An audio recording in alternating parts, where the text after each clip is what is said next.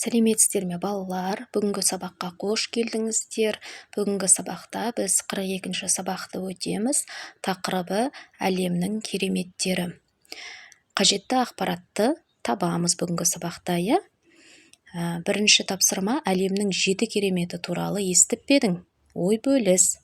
Әлемнің 7 кереметі дегеніміз, ол біздің заманымызға дейін 3-ші ғасырда Ескендір Зұлқарнайын Кіші Азия, Орта Азия, Мысыр, оңтүстік Үндістан территорияларын жаулап алғаннан кейін саяхатшыларды қызықтыру үшін осы жерлердегі 7 орыннан таңдаған сәулетті ескерткіштері болып саналады.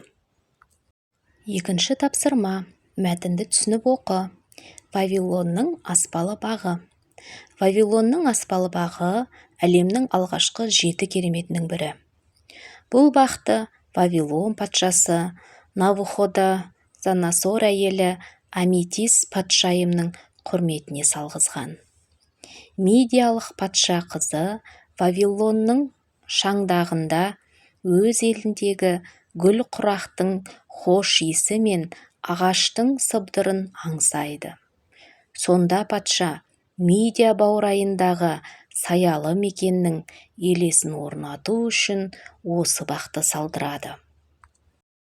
Аспалы бақтың құрылысына патшалықтың күш-қуаты жұмылдырылып, тәжірибелі құрылысшылар мен математиктер қатысқан. Бірнеше қабаттан тұратын бақтың табанына тас төселіп, оның үстіне қамыс жайылған. Су өтпес үшін қамыс үстіне асфальт және қақталған қорғасын жабылған.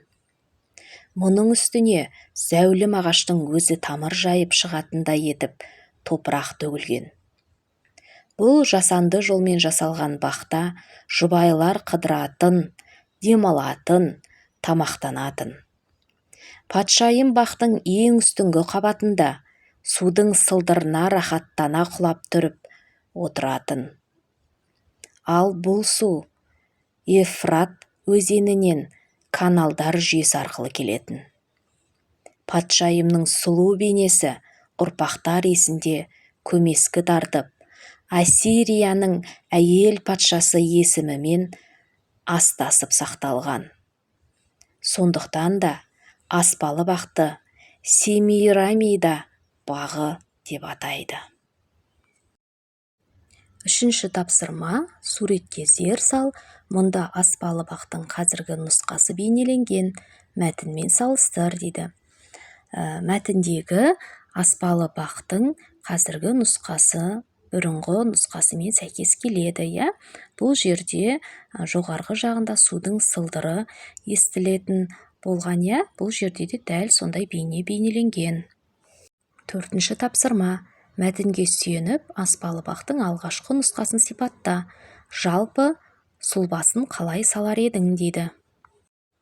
Балалар, төртінші тапсырмада біз үшінші тапсырмада берілген суреттің бейнесіне қарап, сол суретті салсаңыздар болады. Мәтіндегі жалпы атаулардан сөздік құрастыр дейді. Вавилон, аспалы бақ. Мидия, патша қызы. Ефрат, өзеннен келетін су. Аметис, патша әйелі. Навуходоносор, Вавилон патшасы. Семирамида, аспалы бақ дегенді білдіреді екен. Алтыншы жаттығу: сен білесің бе? Өзіңді тексер. Әлемнің 7 кереметі, Қазақстанның 7 кереметін жазып шығамыз, иә? Мысыр пирамидасы, бұл әлемнің 7 кереметіне жатады. Бабылдың аспалы бағы, Эфестегі Артемида ғимараты, Олимпиададағы Завистің мүсіні, Галикранстағы Мавсол патшаның табытханасы, Родос аралындағы күн құдайы Родос алабы, Александрия шамшырағы.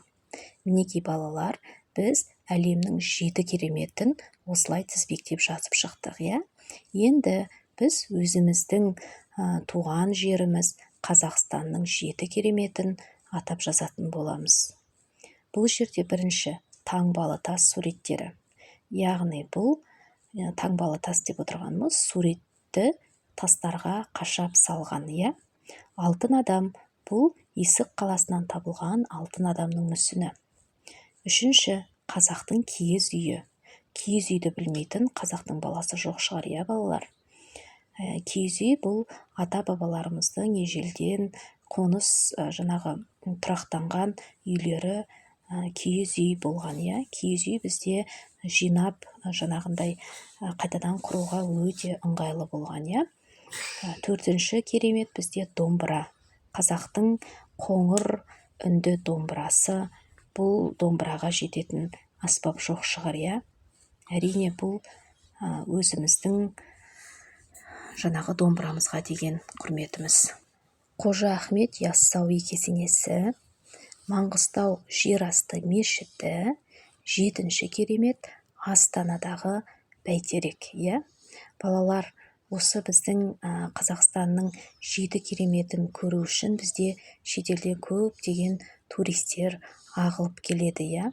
Мінекей шетелдегі туристерді қызықтыратын біздің осындай кереметтеріміз бар екен. Бұл біздің атап жазған 7 кереметіміз ғана.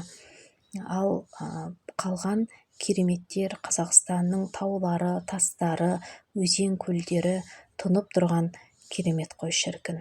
Олай болса, балалар, бүгінгі сабағымызды аяқтаймыз.